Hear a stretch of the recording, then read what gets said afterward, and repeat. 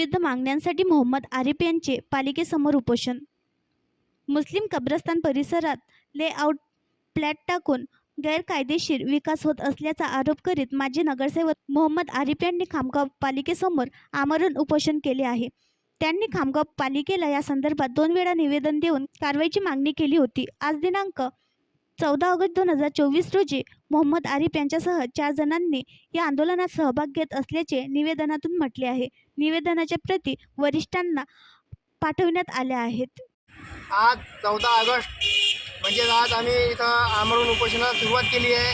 तसेच आम्ही इथं नगर परिषदवाल्यांना 28 तारखेला धपळबजा आंदोलन हे सुद्धा केलं होतं आणि 7 तारखेला त्यांना सांगितलं होतं आम्ही आमरण उपोषण करू। तरी आमच्या या मागणीची त्याने कोणती दखल घेतलेली नाही आहे। तरी आम्ही आज 14 ऑगस्ट रोजी आमरण उपोषण इथं खामगावच्या नगर परिषदेसमोर सुरू केलेलं आहे।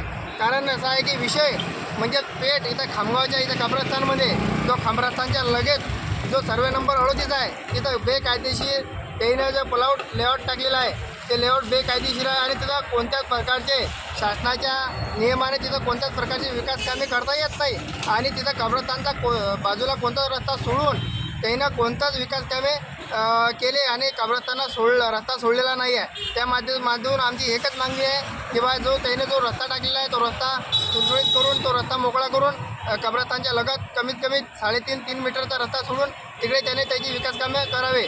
बाकीचे नंतर जो विषय आहे नाहीतर हा जो आमरण उपोषण आहे ते निश्चित चिघळण्यासारखं सांगता येत नाही। आणखी नवीन व्हिडिओ पाहण्यासाठी आमच्या देशमुख एक्सप्रेस न्यूज चॅनलला सबस्क्राईब करा, लाईक करा आणि शेअर करा।